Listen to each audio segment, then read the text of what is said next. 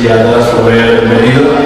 Hoy vamos a hablar de distopías, vamos a hablar de una antología de relatos distópicos o de novelas cortas, de textos de distopías de segundo lugar, que es esta, que se titula Mañana todavía, que ha publicado la editorial Fantasy. Creo que durante un buen rato podremos ir diciendo lo que es una distopía, qué distopías nos gustan, qué distopías han escrito los autores que me acompañan y que ahora mismo os presentaré.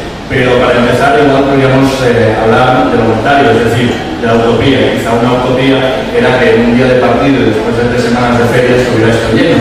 Esa utopía no se ha cumplido y sin embargo sois bastantes, os agradezco muchísimo que estéis aquí, porque me parece además que este es un libro que llevaba mucho tiempo gestándose y que creo que nos va a dar muchas alegrías. Se está comentando muchísimo en redes.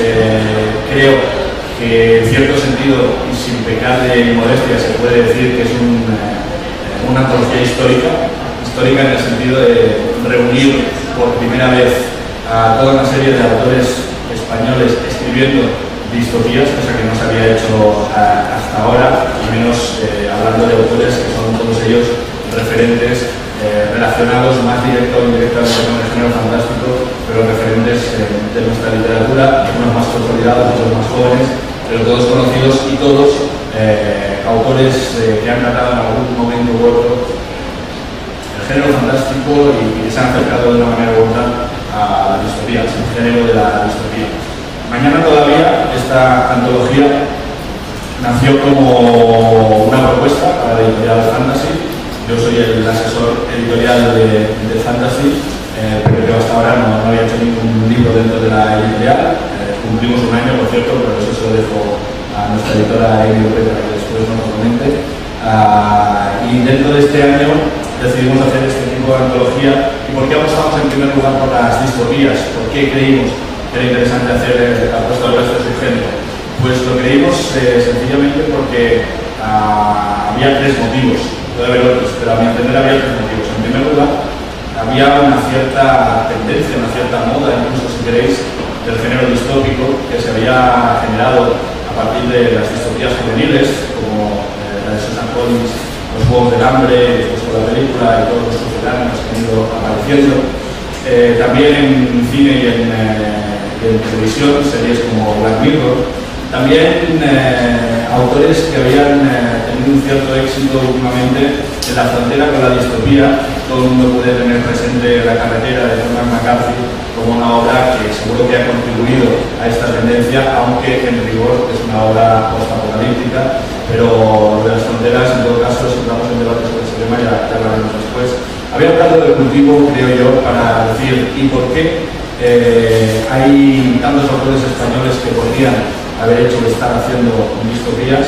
Solo algunos de ellos, algunos del presente, las han hecho recientemente, se han acercado a su género distópico recientemente. Ese era uno de los motivos, es decir, aprovechar ese momento, ese pequeño tirón para reunir a una serie de autores de primera línea tratando del género. En segundo lugar, creímos que valía la pena hacer la apuesta, porque más allá de etiquetas como la distopía o más allá de modas literarias o de pequeños fenómenos, es cierto que nos encontramos en un momento en el que todos miramos un poquito hacia el futuro y todos miramos hacia ese futuro con una cierta desconfianza. Una desconfianza que yo creo que se refleja bien en los 3 géneros en estos momentos de la ciencia ficción que están más en boga y que no son precisamente los que tienen que ver con invasiones, con space opera, con nada de esto, sino que son los 3 géneros más cercanos al límite de la fantasía, de la ciencia ficción y la fantasía. Por un lado, la distopía, cuando pensamos que el futuro no va a ser bueno y necesitamos planteárnoslo, aunque sea para no caer en él o para evitarlo. Por otro lado, la ucronía, es decir, el género en el que revisitamos el pasado y volvemos a escribirlo desde la ficción, por supuesto, para plantearnos si en algún momento podrían haber cambiado las cosas. Y en tercer lugar, el retrofuturismo o steampunk, es decir, cuando todavía creíamos que el futuro era algo bueno. Los 3 géneros, si os fijáis, tienen una relación conflictiva con el presente, tienen una relación de espejo con nuestra actualidad que hace que nos demos cuenta de que algo no nos gusta de lo que está pasando hoy en día. Es el motivo casi sociológico o socioliterario, que era el segundo. Y por último, había un tercer motivo que para mí también era importante y era demostrar que no solo las novelas permitían hacer distopías, sino que con cierta apuesta de páginas, en esta antología se encuentran desde relatos relativamente cortos hasta novelas cortas, algunas de 60-70 páginas, que sin necesidad de hacer novelas se podían hacer distopías. Y la verdad es que por esos tres motivos podría haber salido un libro que estuviera bien, pero ha salido un libro que creo que está muy bien. Le tengo que dar las gracias a los autores. Voy a pasar a presentar a algunos de ellos que hoy nos acompañan aquí.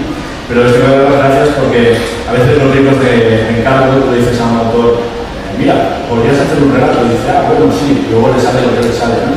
Yo creo que ellos han creído mucho en el proyecto, han creído mucho en que valía la pena hacer una apuesta por una distopía de calidad, y nos encontramos con 12 distopías que creo que marcarán bastante lo que se haga en España en ese género a partir de ahora. Vamos a ver qué nos cuentan ellos al respecto, pero ya digo que desde Fantasy, por mi parte, como antólogo, como editor de ese libro, estoy tremendamente satisfecho. Y vamos a empezar primero presentándonos quién son, y empezaremos en el mismo orden en que les iré dando la palabra. A mi derecha del todo está José María Merino, escritor seguramente conocido seguramente por todos vosotros, académico, y al que ya le voy transmitiendo la pregunta, porque él es el responsable de haber subsanado algo que seguramente a mucha gente hace que se pueda llevar las manos a la cabeza, que es que la palabra distopía no estuviera todavía en el diccionario, que la Real Academia no hubiera incluido todavía la palabra distopía. Gracias a él y a los académicos se está corrigiendo, y creo que nos podrá explicar algo de eso, aparte de hablarnos de su relato. A mi derecha está Rosa Montero, también escritora seguramente conocida por todos vosotros, y escritora que, igual que José María Veneno, ha cultivado el género fantástico con muchísimo acierto a mi entender, en más de un libro, en 2 novelas especialmente, pero también en relatos, y que ha participado también en Mañana de Gloria, en este caso con el relato más corto de la antología, un relato de corte clásico que me parece que también puede deciros muchas cosas sobre cómo hacer distopías, o cómo leer distopías, o cómo crear distopías. A mi izquierda tengo a Juan Jacinto Muñoz Rengel, con quien ya estuve hace un año aquí presentando el sello Fantasy, el editorial, y que en su caso nos hablará también desde una cierta línea teórica, porque él no solo como autor, sino casi como estudioso del género fantástico a través de antologías, de ensayos que ha hecho, pues nos podrá dar también la doble vertiente. A su izquierda está Emilio Hueso, que creo que en estos momentos es uno de los autores que más está apostando por un tipo de literatura fantástica en el límite de utilizar los códigos y los ingredientes del género, pero hacer una literatura muy alejada del nicho, muy poco acomodaticia con el fandom, por así decirlo, y que en estos momentos pues, está despertando muchísimos comentarios, incluso sobre lo que es una distopía o lo que no es. Y a la izquierda de todo está Javier Negrete, otro de los clásicos grandes de la ciencia ficción y la fantasía española. En los últimos años había optado más por la fantasía, pero yo le había leído textos que me hicieron pensar que era uno de los indispensables, y no me equivoqué, porque cierra esta antología con una novela corta que seguramente dará muchísimo que hablar. Podrían estar aquí también el resto de los autores. Haremos el lunes presentación en Barcelona con algunos de ellos. Podría haber habido otros autores dentro de la antología. Hay uno que, aunque me enfade, me siento obligado a citarlo, que es Ismael Martínez Biurru, que está por aquí. Más que nada, el único motivo por el que mato como él no está en esta antología es porque hace 3 meses sacó un libro con elementos distópicos en la propia editorial, Un minuto antes de la oscuridad, una novela que recomiendo muchísimo, y yo creí que no debía estar, creo que me equivoqué, seguramente lo tenía que haber puesto, pero pensé que eran 2 libros muy cercanos. En todo caso era uno de los indispensables. Pero también os digo una cosa, podía haber 3, 4, 5 nombres más que se podían marcar, pero no muchos más. Creo que es una antología en la que por supuesto están los que tienen que estar y en la que no faltan demasiados.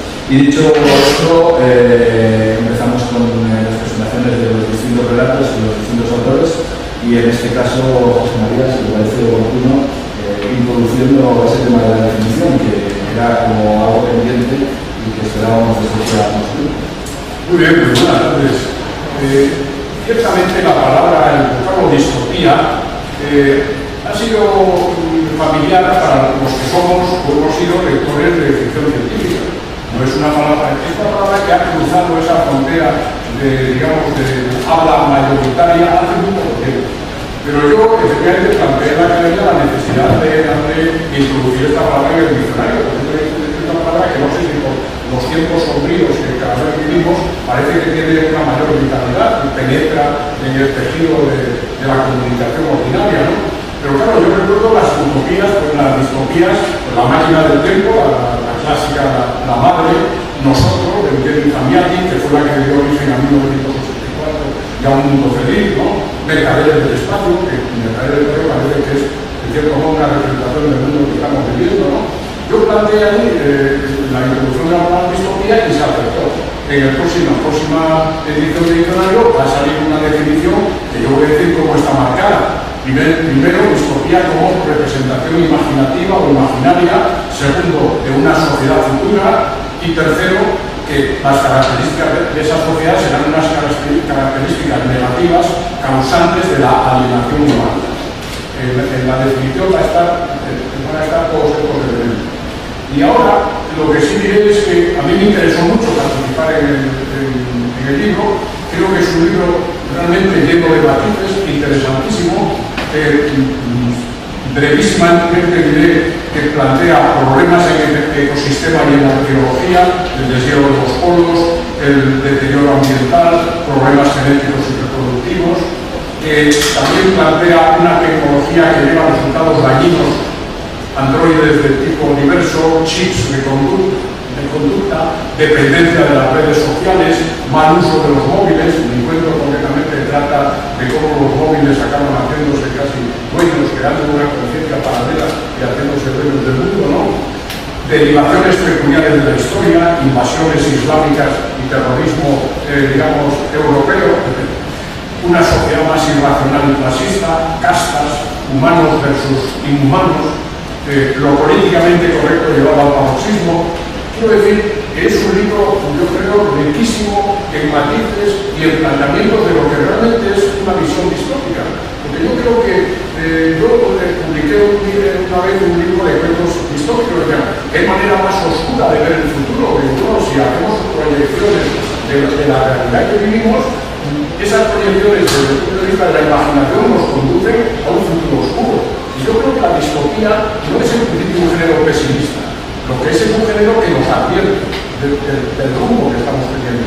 Y en ese sentido yo creo que este libro es ejemplar porque, ya digo, ese abanico de temas interesantes nos están planteando, están proyectando hacia el futuro aspectos negativos de la realidad que estamos viviendo. Y nada más. Muchas gracias. Rosa Montero, en tu caso, creo que es uno de los... creo que todos, creo que incluso el propio género de distopía se tiene que entender siempre como un espejo de nuestro presente o de la actualidad. Pero el tuyo tiene elementos, la verdad, de mucha urgencia, ¿no? Bueno, sí, pero yo creo que... Es una invitación, es un poco de...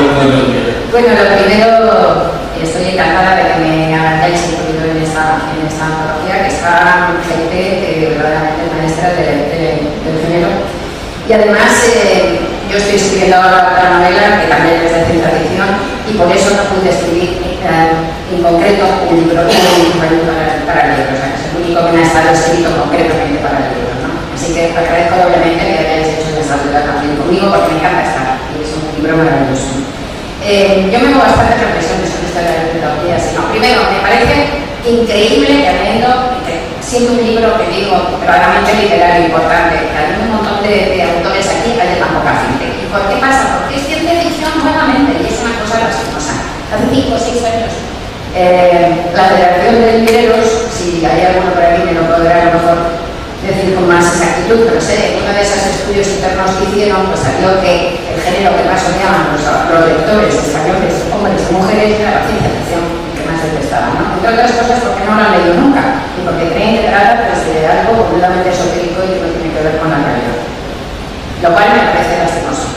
Pero es que además, para mí, la ciencia ficción, que soy una gran amante como lectora y que he escrito por 2 libros, ahora desde 2 novelas y acabo una tercera, para mí no se diferencia nada de cualquier otro tipo de género. Y no veo la distopía, no veo las diferencias. Tú decías en las tres modalidades de la ciencia ficción, ahora dices, o sea que siempre realmente no nos gusta el presente, ¿no? A la ciencia ficción, pero ¿a qué escritor de cualquier género o de ningún género le gusta el presente? Se escribe desde la insatisfacción del presente, desde el dolor del presente. Decía en la escritura y cualquier arte, decía Joyce Black, que el arte es una herida de salud. Es esa herida y esa insatisfacción y ese dolor del presente lo que nos hemos escrito. O sea que a mí no veo ninguna diferencia. Y tú lo mismo decías que se ve, ahora decías que se tenía un presente muy oscuro, ¿no? En las distopías, y por eso las necesitábamos, vuelvo a repetir. Y en la novela del siglo XX y del siglo XXI se ve un presente muy feliz y muy iluminado, se ve oscurísimo también, ¿no? O sea, ¿qué diferencia hay? No hay ninguna. Para mí, la ciencia ficción lo que da es una herramienta metafórica poderosísima para hablar de la condición humana. Exactamente igual que cualquier otra vía, exactamente igual. Y no tiene por qué ser además una distopía negativísima, porque resulta que, por ejemplo, yo creo que uno de los mejores libros, de las mejores novelas que se han escrito en el siglo XX, de hombre o de mujer, es Los desposeídos de Ursula K. Le Guin. No sé si lo habéis leído. ¿Eso es una distopía? Pues yo creo que no. ¿Qué es eso? O sea, eso es un mundo donde tiene cosas buenas, tiene cosas malas, en donde se intenta analizar el corazón de lo que somos y cómo una sociedad puede, intentando conseguir el cielo, conseguir partes del infierno. Simplemente escribimos ciencia ficción o lo que sea para intentar poner un poco de luz en las tinieblas del interior. O sea que por eso no me gustan las etiquetas ni las distopías. Mi cuento se llama El error y efectivamente es en sí mismo, pues como solo un cuento, pues es un cuento muy negro, muy oscuro, evidentemente, pero sobre todo para los pobres androides, ¿no? A lo mejor en ese mundo hay otras ventajas para otros, no lo sé. Para los androides es error, desde luego, ¿no? Y lo que hago en ese cuento, como os digo, es intentar reflexionar una vez más sobre un tema que es básico para la literatura y que está en todas las novelas, que es la identidad, ¿no? Y lo resbaladizo de la realidad, ¿no? Y de la memoria y de nuestra conciencia del ser, ¿no? Que a mí me parece que es un territorio que es completamente nuestro, que cada uno de nosotros es completamente está sujeto como un castillo de naipes, ¿no? Entonces, es eso que lo tengo en todas las otras novelas, será del género que sea, no de ninguno. He vuelto a tratar eso en este cuento. Una cosa maravillosa que da la ciencia ficción, que la da también la novela negra, pero con la ciencia ficción más todavía, es un trasfondo social muy grande, que da una posibilidad de jugar con un trasfondo social muy grande, y eso también me gusta. Eso es otra herramienta más que te da, porque nos da son herramientas para seguir haciendo esto. Muchas gracias, Rosa. Por la alusión que ha hecho, me gustaría decir, se anuncia en el libro, se explica en el prólogo, los 12 relatos que hay aquí son 12 relatos inéditos hechos por los autores, con la única salvedad del relato de Rosa Montero, que apareció en un periódico, que es inédito en formato libro, es decir, que no se ha hecho expreso para esta ocasión, como ya estaba mencionando. Todos los demás son inéditos. Hay uno reescrito a partir de un cuento muy antiguo de Félix J. Palma, por tanto es una reescritura, y los demás nuevos de tinta para la ocasión.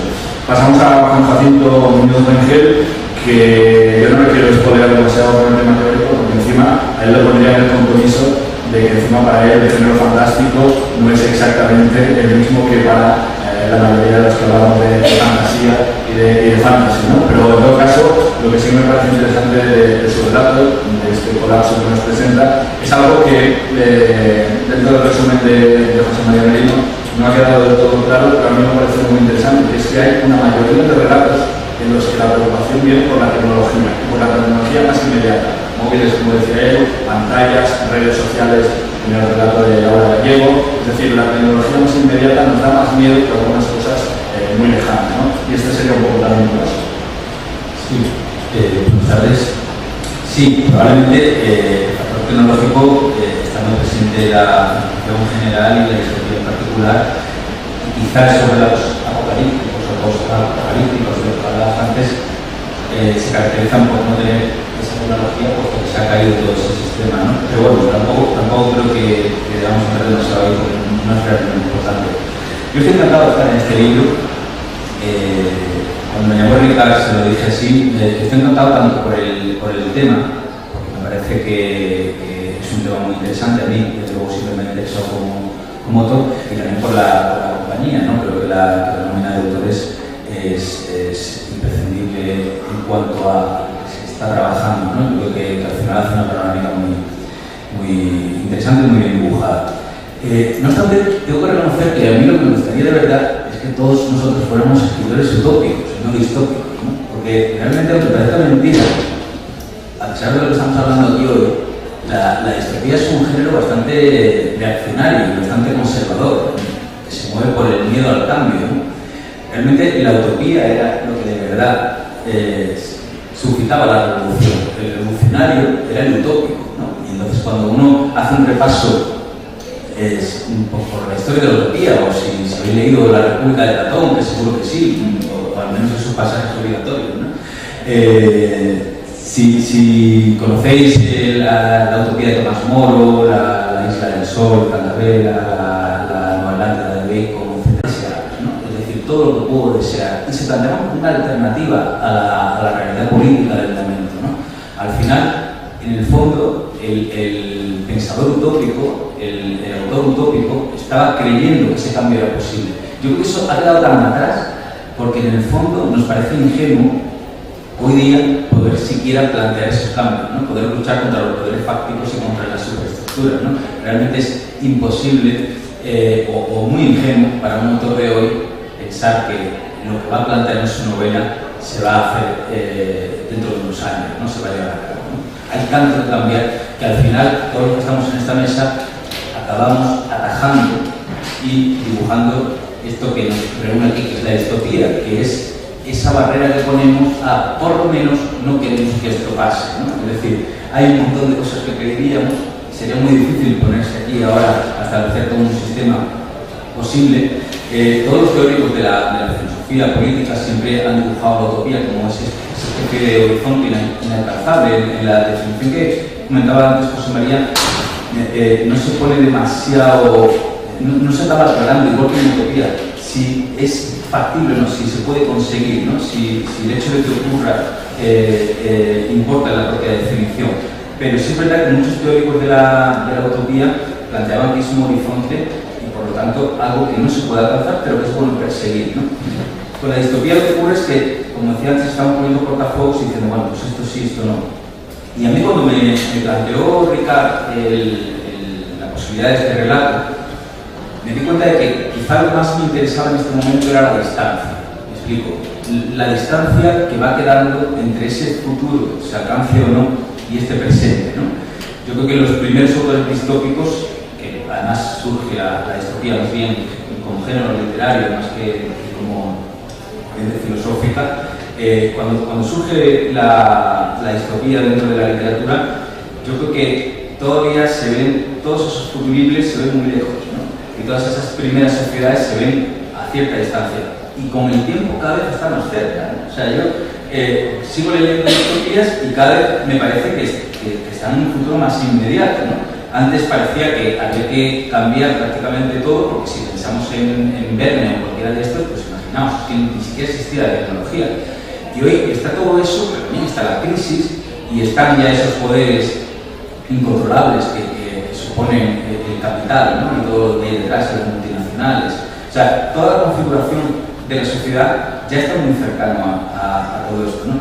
Entonces, cuando me planteaste la posibilidad de relato, yo iba persiguiendo siempre esa idea, ¿no? La de, bueno, voy a hacer algo muy cercano, porque realmente está ya casi aquí, ¿no? Y en ese sentido tenemos que estar todavía más alerta y alarmar un poco más, ¿no? Alarmar un poco más al posible lector, porque en el fondo, ¿qué queda para ese cambio? Es que, ¿y si ya esto es una distopía, ¿no?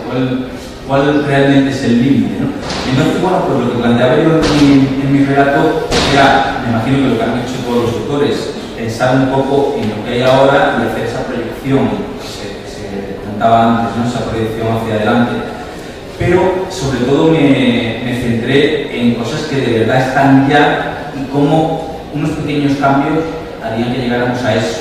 Es decir, uno mira hace 20 años y no estaba internet, hace 10 o 15 nadie tenía un móvil, ¿no? Y ahora estamos viviendo con absoluta dependencia de las redes sociales, de los teléfonos móviles que llevamos encima de ese mazo, que es un poco el tema también de José María. Pero mi proyección a ese futurible inmediato era: ¿qué ocurre si todo esto sigue evolucionando así, pero el siguiente paso no es que ya mi móvil esté, o mi punto de conexión esté en mi bolsillo, sino que esté en mi cabeza, ¿no? Es decir, el siguiente paso lógico sería, bueno, ya para qué queremos un móvil si podemos tener un chip, ¿no? Y para qué necesito una pantalla si puedo verlo en mi cabeza, si yo puedo navegar por mi cabeza y me puedo comunicar con Emilio mandándole un SMS por la cabeza o hablando internamente, pues realmente podría prescindir de todo lo demás. Claro, ahí las dudas que surgen en torno a cuestiones éticas, privacidad, etcétera, pues son enormes, ¿no? Y ya para terminar, una cuestión que al final intenté sortear con el relato es que para mí todo este tipo de literatura, incluyendo la ciencia ficción entera, ¿no?, siempre tiene el problema o el reto, si se quiere, de cómo explicar sin que parezca que se está explicando, cómo decir sin decir demasiado, ¿no? Muchas veces, cuando uno lee ciencia ficción, yo creo que parte solo una parte, pero parte de esa perplejidad de la que hablaba antes Rosa Montero, del gran público respecto al género, puede venir de esas explicaciones que se salen de la historia, ¿no? Se están saliendo del hecho literario para anteponerse ahí como una especie de explicación, de apósito, algo añadido, ¿no?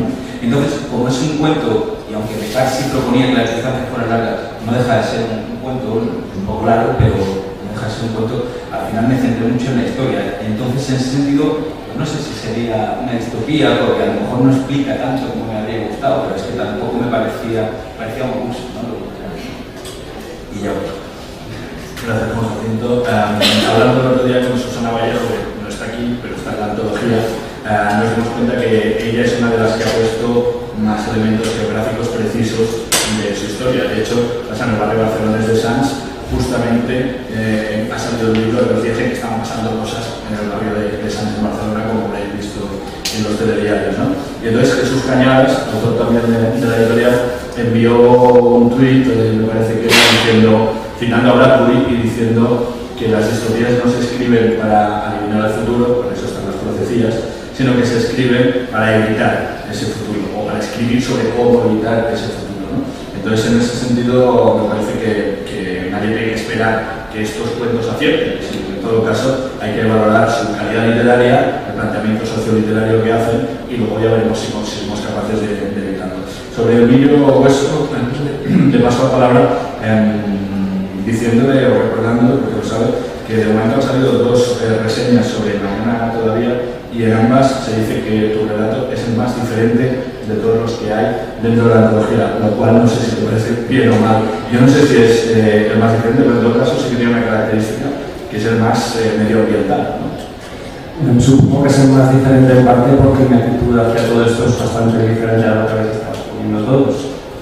Yo estoy cada día más convencido de que si la humanidad no cambia a corto plazo, pues se enfrenta a lo que podría ser sus últimos momentos, ¿no? Y realmente estoy bastante seguro de que, parte como tecnólogo y parte pues como ciudadano, de que tenemos que replantearnos seriamente nuestro rumbo de las cosas, porque básicamente, aparte de poder enfrentarnos a un colapso como civilización, pues es posible que también nos estemos enfrentando a nuestra propia extinción como especie. Y esto podría suceder en un plazo terriblemente corto de tiempo. La gente ve esto y le dice, Emilio, ¿por qué no te vas a una cueva o te metes en una cuadrilla como los personajes de tus novelas? Y yo no lo hago para hacer esto, para venir aquí, porque yo creo en la crítica social, creo que los autores somos cronistas de nuestro tiempo, tenemos una responsabilidad y aunque como tú estabas diciendo, Juan Jacinto, esto no es profecía, es ficción. Efectivamente, yo no me creo las cosas que escribo, creo en lo que escribo, es distinto. Realmente considero que esta es una antología muy necesaria por todo lo que estoy comentando, ¿no? Estamos sentados en una serie de bombas de relojería, sabemos cuáles son y seguimos instalados en una serie de sinsentidos en los que nos hemos ido acomodando. Y sí, es verdad que Siempre que la humanidad se ha enfrentado a sus distintas vicisitudes, ha salido reforzada de ellas, ¿no? Pero eso constituye una falacia de pensamiento circular. Yo no puedo concluir que soy inmortal solo porque nunca me haya muerto. Hay un proverbio más ahí que dice que todo tiene un final y nuestra civilización y nuestra especie están exentas y son inmunes a eso. Llegará un momento en que nos llegará la hora y es posible que ya hayamos cruzado varias barreras de no retorno. Esto es, yo realmente me siento amenazado ya no por el futuro que tenga mi hijo, sino porque podamos tener nosotros mismos. Y esto es lo que abordé en mi novela hace un par de años en Cenital, que es una distopía sobre el cenit del petróleo, que hay una que se Susana Vallejo, que está estupenda, por cierto. Pero lo que me planteaba en el Parque de mañana todavía es el crash medioambiental, ¿no? Realmente tenemos un serio problema, ¿no? Ya no con la cuestión del calentamiento global, sino con todo el impacto que hemos creado al planeta, ¿no? Esto de crecer y multiplicar los signos de la Tierra, bueno, pues esto se nos dijo la lluvia, ya se ha hecho, ya está la Tierra llena y ahora que ahora nada. Es bastante probable que no tengamos ningún futuro si no cambiamos. Y en este sentido la ciencia ficción constituye un punto, ya no de referencia, sino el punto por excelencia para acabar advirtiendo y acabar extrapolando la realidad a un desarrollo. Esto es lo que se hace en Ánfora, se lleva al límite una sucesión, una progresión, para que la gente vea que si seguimos por aquí acabaremos fatal, ¿no? Me ha llamado mucho la atención el hecho de que haya pues, 13 relatos aquí tan distintos, cada uno con su estilo, cada uno con su estructura, cada uno con su actitud. Los hay más o menos luminosos, más o menos oscuros, y hay un más oscuro de todos, como yo, que lo vamos a hacer. Me han dibujado así. Pero no es que yo me sienta cómodo en el papel del profeta del Apocalipsis, simplemente creo que son estas las obras necesarias que tienen que dar a lugar la ciencia moderna, porque, ya os digo, la situación a la que nos enfrentamos podría ser incluso mucho más grave de lo que tenemos que conocer. Y aquí se han tocado pues, los distintos palos que tenemos ahora mismo en marcha, ¿no? Y yo creo que somos los pesimistas los que hacemos que el mundo avance. A los optimistas nos gusta todo como está. Entonces, realmente una visión ya no destructiva ni apocalíptica, como bueno, la gente dice que yo más que distopías hago historias post-apocalípticas. Yo es que creo que ya estamos, como mucho antes, viviendo una distopía. Cuando te despiertas y ves que tu gobierno va empalmando un gobierno títere tras otro y ahora ya ha puesto una teleplasma en la cabeza, que parece más que te lleva 20 años mintiendo y puede que está robando y a la gente le da igual y sigue votando lo mismo y subes al tren para venir hasta aquí a 300 km/h y la gente se encierra con sus teléfonos móviles y no consigues ni más por el de al lado. Todo esto nos está pasando allá. Igual es que ya hemos superado un punto distópico en nuestra realidad, en nuestra visión del mundo, y lo que viene ahora es la debate. Entonces es cuando creo yo que tendríamos que poner más la mirada sobre estas obras, porque ella no es lo que decías antes, ¿no? Que nos advierten de que, oye, por aquí no. Es que ya el por aquí no aparece en los teléfonos móviles, aparece en internet, aparece pues, con la visión de la maternidad que han dado, por ejemplo, el día Barceló, Susana Vallejo, con esto de la presión demográfica, con la crisis energética, con el uso del lenguaje, bueno, en fin, ha visto cada un palo distinto, eso es muy enriquecedor. Y encima, lo que me llama la atención es que yo generalmente no soporto las antologías de los autores porque el efecto contraste, al cambiar de estilo, de registro y de historia, siempre te desmerece, porque no vas a conectar exactamente igual de bien con todos los relatos, ¿no? Siempre hay algunos que te quedan cojos, no puede hacer que te quedes en la estacada, que decidas saltar de este paso a la siguiente. Yo me he leído casi visto un tirón, prácticamente. Estoy encantado con el resultado y considero que ya no solo desde el punto de vista de la crítica social, sino de reflexionar sobre los problemas de nuestro tiempo, que es lo que hemos hecho todos prácticamente, está muy bien y además es posiblemente lo que más necesitamos si nos ponemos ya en el peor caso, que es mi trabajo como tecnólogo. Yo me encargo de que no se nos caigan encima estructuras como estas. Estoy siempre de analista de riesgos, ¿no? en mi profesión, y la verdad, ver distintas formas de entender los peligros en nuestra época, un planteamiento que ha conseguido mantener además la atención y el entretenimiento, porque realmente han sido historias que a mí no hay ninguna que me haya llevado a aburrir. Yo estaba fascinado viendo como, no sé, llevarse a las mujeres convertidas en unas conejas que venden a sus hijos a Tocateja, y luego llega Susana Vallejo y te dice que no, que los tenemos para ponernos. Todas estas cosas de colapso. Es un libro que a más de uno le puede dejar hecho polvo, ¿no? Pero lo cierto es que bueno, si lo ves como un ejercicio de lo que no tendría que pasar, si entiendes que podemos enseñar a hacer el bien desde el mal, ¿no? Pues es el lado oscuro de la ciencia ficción. Yo creo que es precisamente ahí donde más luz se puede echar sobre la vida, ¿no? Gracias, Emilio. Sin ánimo de frivolizar, porque estoy muy de acuerdo con muchas de las cosas que acaba de decir él, pero para presentar el cuento de Javier Negrete y a Javier Negrete lo que hay que decir de las muchas cosas posibles que había es que resulta que se puede hacer distopía también con el humor, utilizando el humor, la parodia por lo menos. Quizás no lo hice, bueno, estaré primero, quizás no lo hice del todo conscientemente. O sea, yo no me planteé escribir directamente un relato en plan humorístico. La cuestión es que el tema que elegí fue lo políticamente correcto. Y claro, lo políticamente correcto cuando se lleva al extremo es que parece una bufonada de por sí, ¿no? Incluso ya exageradamente esos rodeos que se llaman el lenguaje, pues a mí por lo menos, bueno, oscilo a veces entre unos cabreos enormes, otras veces en la hilaridad sin más, ¿no? Entonces, el humor parte de las situaciones que presento, en primer lugar, creo que bueno, pues tiene un tono bastante amargo en ocasiones. Uno de los personajes, la profesora Luisa, comenta algo que se ha dicho aquí, ¿no? Qué triste es cuando el futuro deja de darte esperanza y lo que da es miedo, ¿no? La publicidad, en realidad, a veces debería poner unos créditos al final y compartir los derechos de autor. Aquí muchas de esas frases que están ahí, sacadas de contextos reales. Cuando se habla de que comer carne, el carnismo es un residuo de una ideología imperialista y machista. Ya me da cosa con un solo niño a partir de ese momento. Eso es tal cual.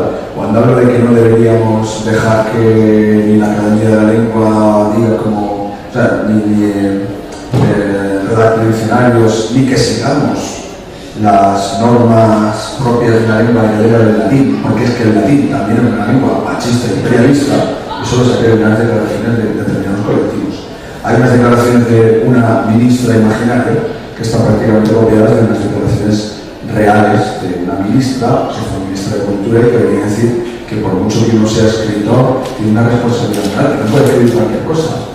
Afuera de la princesa de también, ¿no? También. En fin, como digo, saqué mucho de los americanos, o sea, esto que cuento aquí como un relato de algo que puede ocurrir pasado mañana, llevo ocurriendo ya tiempo, por ejemplo, en muchos campus universitarios de Estados Unidos. Hay personas a las que la versión de lo políticamente correcto, que es una mala traducción, tal vez deberíamos decir socialmente correcto, porque hemos cogido literalmente. Pues a muchas personas realmente este tipo de conductas les ha arruinado la vida. Hay que decir que sí me ha salido una novela corta. Cuando Ricardo me propuso participar en la antología, yo nunca he estado muy cómodo, yo soy un poco maratoniano. Las distancias cortas no se me dan muy bien. Porque una vez que me pongo a pensar en un relato, siempre pienso mucho en los personajes. Entonces, a poco que quiera desarrollar a unos personajes y los dejes así un poco sueltos, sin que te des cuenta empiezan a salir páginas y páginas. Entonces, en ese sentido, el relato se fue extendiendo en el espacio y en el tiempo. Yo le escribí a Ricardo y perdona, yo ya sabía que todos mis compañeros habían entregado los relatos y yo seguía, pero claro, no quería juntar el archivo ni cortar las palabras todavía porque sabía que me iba a asustar, que se para tanto. En un cuento de 100 páginas, bueno, como cuento quizá es un poco largo, pero sobre todo por el desarrollo de los personajes. Porque claro, yo al principio pensé, voy a meterme con lo políticamente correcto, pero eso un poco hace nada, hay que diseñar una historia. Y lo cierto es que al final, creo que la fuerza que pueda tener esta historia es que es muy personal. O sea, de alguna manera es algo, mucho en ese relato, está ambientado en un instituto. Realmente es el instituto en que yo trabajo, que no le he puesto el nombre, una ciudad imaginaria, Tarpeya, es un nombre que yo utilicé en una novela juvenil, pero es Plasencia, la ciudad de 40.000 habitantes donde vivo. Como digo, el instituto es el mío, las reuniones que hay, donde se dicen muchas tonterías, pues son reuniones como las que voy yo. Por suerte no se dicen tantas tonterías, pero está muy exagerado. Pero es que hay algo más que eso. A veces, cuando doy charlas a chavales de novela juvenil, les cuento que yo empecé a escribir con 10 años. Mi primera novela fue una novela de romanos. Y además hacía dibujos. Había un montón de dibujos en cada página. Bueno, era súper sangriento. De hecho, tenía el lápiz, todos los lápices eran así, menos el rojo. Y además, para que quedara mejor la sangre, solía pasar encima un poquito de cortura, que era más hostil. Cabeza, corta, pero eso es una brutalidad. Me acuerdo que dejé ir con unos compañeros y lo vi un profesor, porque yo le pregunté a los chavales, si esto puede ocurrir en el año 75, ocurre hoy día. Lo mismo, se reúne todo el gabinete psicológico del colegio y a esos padres le quitan la patria potestad y el niño ingresa en el manicomio. Fíjense, sí que hizo esto, algo de eso viene al relato. Pero hay otra versión, esa sería mi versión del pasado, y luego hay otra especie de versión mía del futuro, como un escritor fracasado. Yo siempre he dicho que el escritor fracasado es un pleonasmo, cuando en realidad lo somos, porque nunca conseguimos lo que queremos del todo, ¿no? Pero bueno, pues hay otro de los personajes. Yo escribí hace tiempo, todavía está publicada en La Sonrisa Vertical, una novela llamada Amada de los Dioses, que es el finalista del premio de La Sonrisa Vertical. Creo que hay que explicar mucho más del tono de la novela, ¿no? El caso es que la protagonista era una muchacha que se raptaba por unos piratas y la convierte en cortesana. Estaba basada en historias reales de cortesanas griegas. Entonces resulta que con solo 13 años pues ya se acuesta con su primer hombre. Me acuerdo que un amigo mío la había leído y estaba, es que esta novela, porque claro, es que yo tengo una hija de 12 años y digo, bueno, vamos a ver, porque es una novela que en Grecia era así, es que las mujeres se casaban. Una mujer con 18 años soltera ya estaba casi para los saltos. Los tiempos eran distintos, ¿no? Entonces se me ocurrió pensar, ¿hubiese en un futuro un escritor, solo por haber escrito una novela como esta, se puede meter en un lío? Porque es que recordaré muchos, el follón en que se metió Sánchez Dragó a cuenta de unos comentarios de algo que había ocurrido en el metro en Japón en los años 60. Que bueno, yo sé que también es un hombre que a veces pisa callos, entonces había gente que estaba con la cuchilla esperándole, ¿no? Pero me pareció absurdo que hubo voces pidiendo que interviniera el defensor del menor de la Comunidad de Madrid por algo que dice un tío que ocurrió hace no sé cuántos años en el metro de Japón. Entonces yo tengo esto también al extremo. En mi relato tenemos a este escritor que empiezan a denunciarle por una novela que había escrito porque era una incitación a la pederastia y a la prostitución. Porque el tío, o sea, se ha beneficiado económicamente de prostituir a una mujer y ya da igual poner en el relato. A nadie le importó que estuviera ambientada en Grecia, que el personaje fuera imaginario, etcétera, etcétera. Resultó que fue una novela. Y bueno, en ese sentido, como digamos que aparezco duplicado como dos personajes, pues me lo tomé como algo muy personal y he metido muchas de mis vivencias de cómo empecé a leer los autores que me gustaban. No lo había pensado así, pero en la introducción lo que comenta Ricardo, pues creo que me ha llegado a dar, porque viene a decir es un homenaje a la lectura. O sea, curioso, una cosa que empieza con pura mala leche, me voy a meter con lo que comenta, por ejemplo, que cuando nace distopía hace bastante mala leche, ¿no? Pero supongo que estamos todos de acuerdo. Pero sin embargo se acabó convirtiendo en algo un poquito en la lectura de estos relatos. Por un lado deja un sabor de boca que son futuros asuntos, ¿no? Pero espero que bueno, también por lo menos al menos en mi relato ese homenaje a la lectura, pues bueno, por lo menos habrá que alguna sonrisa a los lectores, ¿no? Gracias. Yo os garantizo que es algo, no es un spoiler, es algo muy pequeñito y secundario, pero que nunca volveréis a leer a Tolkien de la misma manera después de leer la novela corta de Javier Benete. Supongo que ha quedado demostrado que son autores distintos, que han hecho planteamientos distintos. Ahí tenemos desde la definición ya académica que nos ha presentado José María Merino hasta la definición que suele hacer Javier con sus alumnos. Una distopía es un futuro chungo, ¿no? Esa es la que tú utilizas habitualmente.